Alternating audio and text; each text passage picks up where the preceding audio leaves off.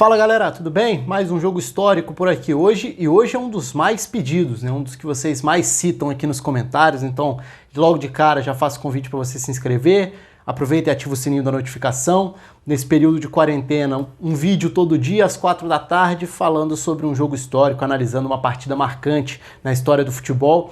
E por que hoje é um dos mais lembrados? Porque a final da Champions de 99 é um dos finais de jogos mais malucos, né, possíveis, com a virada do Manchester United para cima do Bayern, com 2 gols nos acréscimos. O Bayern teve o jogo na mão, o United consegue a tríplice coroa, vence o título europeu de uma forma extremamente dramática, improvável, gol aos 46, gol aos 48, e entra para a história dessa forma. Agora, o jogo teve muito mais do que isso, né? O jogo foi, inclusive, totalmente diferente do que se imagina ao olhar para como foi esse desfecho, né? Para como ele ficou marcado dentro da história. Então, deixa aí nos comentários lembranças da final, lembranças sobre os dois times e também outras sugestões de jogos históricos. Estou sempre de olho, então é só deixar aí nos comentários. E claro, aproveita e deixa a curtida no vídeo também.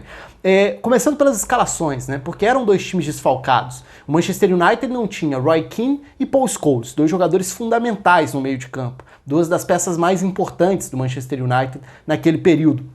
Caras que davam um equilíbrio com e sem bola no centro do campo e que impactariam, obviamente, a forma do time jogar. Do outro lado, o Bayern sem Elber e sem Lizarazu, também jogadores importantes. Menos na questão do funcionamento, até porque em um dos lados a gente está falando da dupla de volantes, da dupla de meio-campistas, né, todo o setor central do campo. No lado do Bayern, um lateral esquerdo e um atacante, mais peças importantes, o Lizarazu, jogador de seleção francesa, o Elber, grande atacante na história do futebol alemão, inclusive. Então eram desfalques pesados dos dois lados do campo. E de que forma os dois times se adaptam a isso? E aí começa o primeiro ponto, né? As escalações já foram um ponto de partida interessante como abordagem, porque o Manchester United chegou a falar na possibilidade de escalar o Ryan Giggs por dentro para jogar ao lado do Nick Butt. O Nick Butt era uma peça importante dentro dessa rotação do United, então evidentemente jogaria. Só que no fim das contas, quem entra é o Blomqvist. E isso mexe, o Ferguson opta por mexer bastante na configuração do meio-campo, porque ele joga o Ryan Giggs para o lado direito, e isso faz com que o Giggs escape da marcação, e aí é bom destacar, né? O Ottmar Hitzfeld, do lado do Bayern, já tinha anunciado a escalação antes, inclusive. E todo mundo já previa uma marcação individual do Marcus Babbel em cima do Ryan Giggs, como um ala pela direita que era no Bayern. E o que o Ferguson faz? Inverte o lado do Giggs, coloca o Giggs do outro lado, no lado do Tarnat, que substituía ali o Lizarazu como ala pela esquerda, e o Giggs passa a jogar pela direita, que geralmente era o corredor do Beckham. Só que ao colocar o Blomqvist, e ele coloca o Blomqvist na esquerda, ele passa a colocar o Beckham como um meio-campista. Então o Beckham joga essa final numa função muito diferente da que geralmente ele fazia na equipe do Manchester United, porque quase sempre ele era o meia pelo lado direito, nessa linha com 4 de meias no United, nesse 4-4-2, que era o sistema do Ferguson nesse período. Depois, mais lá pra frente, o Beckham passa a fazer mais vezes essa função no próprio Real Madrid, mais tarde, no United eventualmente, mas na final ele assume uma responsabilidade, um papel bastante diferente, mas que mostra também o que era o tamanho do Beckham nesse momento, porque ele vira o grande jogador em termos de distribuição, de ser o centro das ações, da bola passar por ele carimbar todas as saídas de bola. Só que aí a gente vai para o lado do tempo de bola rolando, né? De como começa a partida, do desenrolar do jogo, e o desenrolar do jogo condicionaria tudo que aconteceria na sequência, porque o Bayern começa praticamente fazendo gol.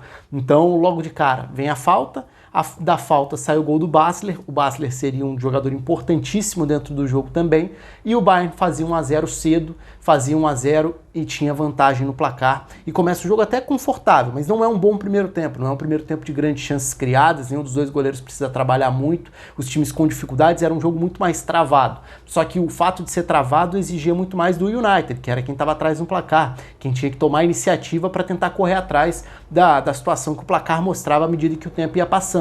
E nesses encaixes, o que era interessante aí? O Beckham, atuando por dentro, acabou atuando numa área de ocupação do Jens Jeremies, que era um meio-campista de muita força e muita capacidade de marcação. Então o Bayern tinha um trio de zaga, e aí a gente vai para esses encaixes mesmo das escalações. Eu falei sobre as escalações em si, agora sobre distribuição em campo. O Bayern tinha 2 zagueiros pelos lados, era um trio de zaga, né? Mas Kufur e Link como os zagueiros, E o Matheus era o líbero, já veterano, já experiente demais, mas uma referência dentro dessa função, ou seja, ele era o terceiro zagueiro, ele fazia a sobra, mas ele também iniciava a saída de bola. E muitas vezes essa saída de bola era com avanços dele para que ele se tornasse mais um meia. Então avança, conduz a bola, se projeta, gera vantagem numa faixa mais avançada do campo. E isso funciona. O Bayern tem bons lances no primeiro tempo a partir dos avanços do Matheus por dentro, para dar opção.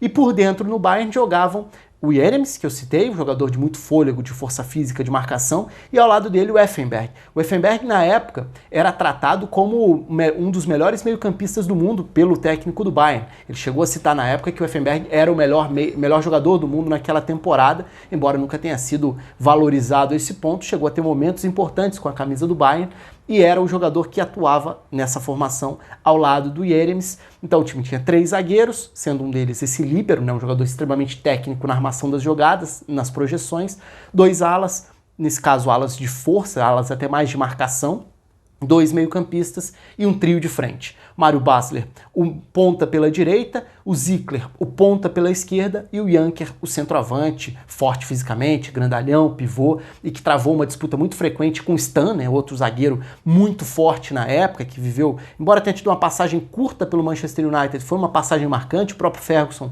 anos depois, assume que abriu mão cedo demais do Stan e que foi um erro ele ter negociado o Stan tão rapidamente, porque era um dos melhores zagueiros do mundo nesse período, e esse duelo foi de muita força física. E o Janker fazia muito esse papel de tentar abrir os espaços, então ele saía da referência para os lados do ataque também. O Zickler chega a inverter com ele em alguns momentos, e o Zickler era o jogador mais de velocidade para buscar infiltração. O Basler, o mais técnico do trio de ataque, é quem faz o gol de falta logo no começo e é quem vai gerar vários dos principais contra-ataques, fosse para acelerar ou para pausar, para buscar o Effenberg por dentro, transformar a saída de bola em períodos de posse do Bayern. Então é um primeiro tempo que tem esse cenário na questão dos encaixes.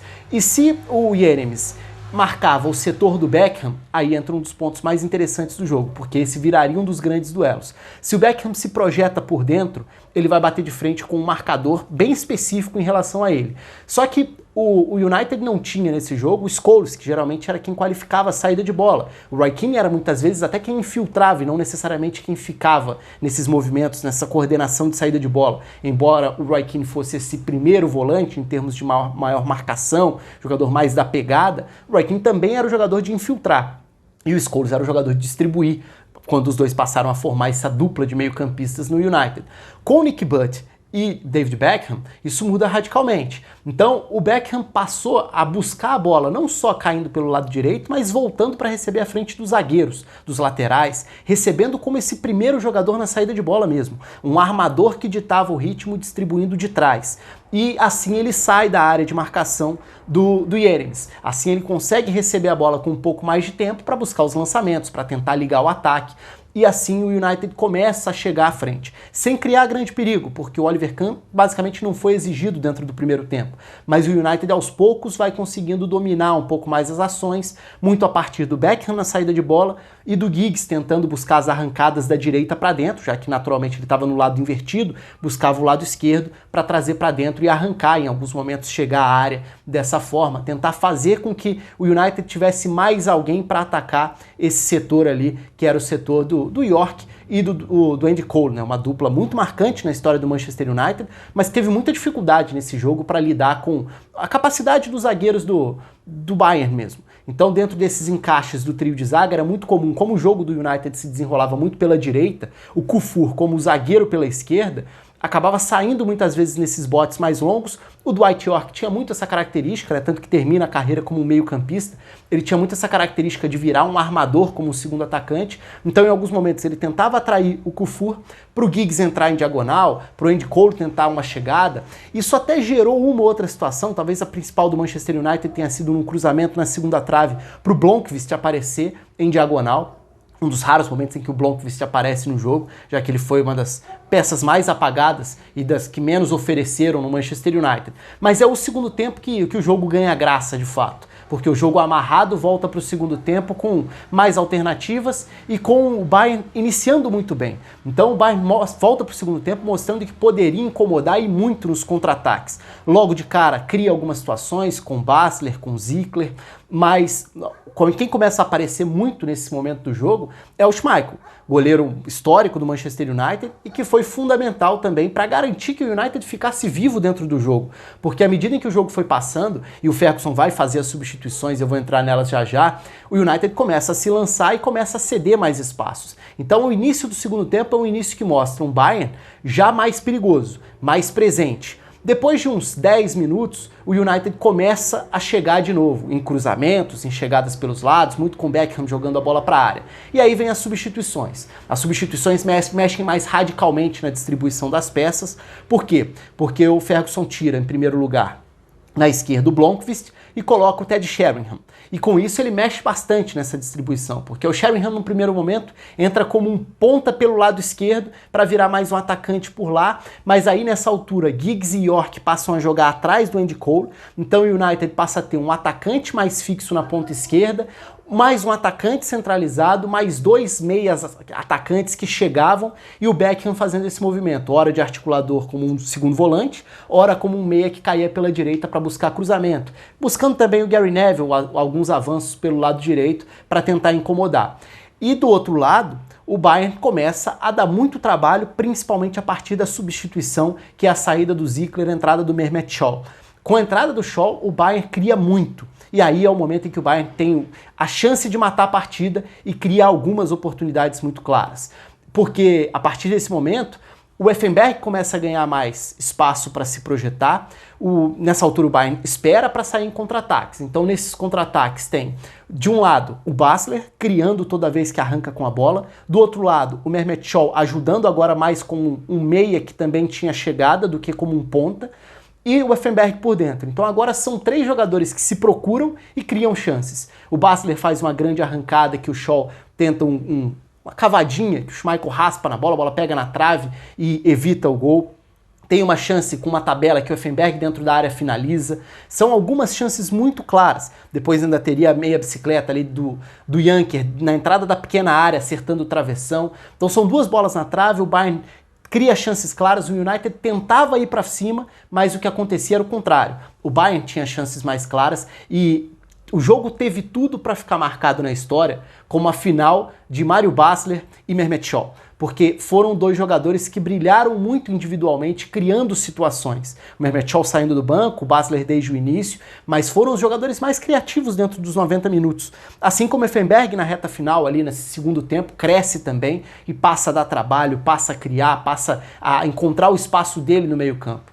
As substituições seguem acontecendo e num segundo momento o Ferguson tira o Andy Cole, coloca o Solskjaer, que seria protagonista depois também, porque nesse momento nem é uma questão de tática, ele tira um atacante e coloca outro. Nessa altura, Dwight Yorke e Solskjaer passam a jogar por dentro, agora o Sheringham vai para a ponta direita, com o Giggs ficando como um meia pela esquerda. No fundo, era uma forma de empilhar jogador perto da área e jogar a bola para lá para tentar ganhar a primeira bola, tentar ficar com a segunda bola, ter a sobra. Na recomposição, quem pudesse voltava para fechar os lados ali, ao lado de Nick Butt e David Beckham, que continuavam se desdobrando. Aliás, um ponto interessante é que dentro dessa dinâmica que deu ao Beckham um papel muito mais de distribuição na saída de bola, o Nick Butt se projetou e no primeiro tempo ele foi o único jogador que apareceu com espaço numa área de definição, na entrada da área. Só que aí a bola caiu nos pés de quem tinha menos esse perfil, menos essa capacidade. No segundo tempo isso volta a acontecer em uma infiltração dele pelo lado direito da área. De novo, o espaço que aparece é para quem menos tem esse perfil de definição. Mas o Bayern também faz outras substituições, como já tinha virado um abafa, aí nessa altura sai o Matheus, que era muito mais um organizador, um zagueiro armador, né, como líbero, entra o Fink para virar mais um zagueiro barra volante, porque agora ele passa a se posicionar em alguns momentos à frente até dos dois zagueiros, porque os alas já se tornaram laterais em momentos sem bola, então passar a alternar, o importante para o Bayern era conseguir conter esse abafa, esse festival de bolas jogadas para dentro da área, e o Bayern conseguia fazer isso, conseguia, porque aí vem os acréscimos e aos 46 do segundo tempo o cruzamento para dentro da área. a bola passa por todo mundo, sobe, não é rebatido da forma correta, fica viva, o Giggs chuta meio torto na meia-lua e a bola sobra pro Ted Sheringham completar pro gol. O gol do 1-1, já ali quase aos 46 do segundo tempo. O gol que dá vida ao Manchester United para 1 minuto e meio depois ter outro escanteio. E aí a bola é desviada na primeira trave para no segundo momento o Solskjaer completar para o gol. Então Sheringham e Solskjaer, os dois atacantes que saíram do banco de reservas, fazem nos acréscimos os 2 gols da grandíssima virada do Manchester United para ficar com o título da Champions de 99. Uma final inesquecível, sem dúvida alguma, para todos os lados, né? Seja para o torcedor do United, que certamente nunca vai se esquecer da emoção, seja para o torcedor do Bayern, que certamente nunca vai se esquecer da frustração de ter tido uma final nas mãos, de ter tido 1-0 com chances claras, com o time jogando melhor do que o adversário e não conseguir chegar ao segundo gol e ainda tomar os gols no finalzinho. E inesquecível para qualquer um que fosse neutro e estivesse assistindo, ou quem assistido depois também, porque foi uma das finais mais dramáticas e históricas e marcantes. Talvez não pelo jogo em si, mas pelos acréscimos, pela forma como o Manchester United conseguiu aquele título de Champions. Conta aí com os comentários de vocês sobre o jogo, sobre outras finais, sobre os times e sugestões também. E até a próxima.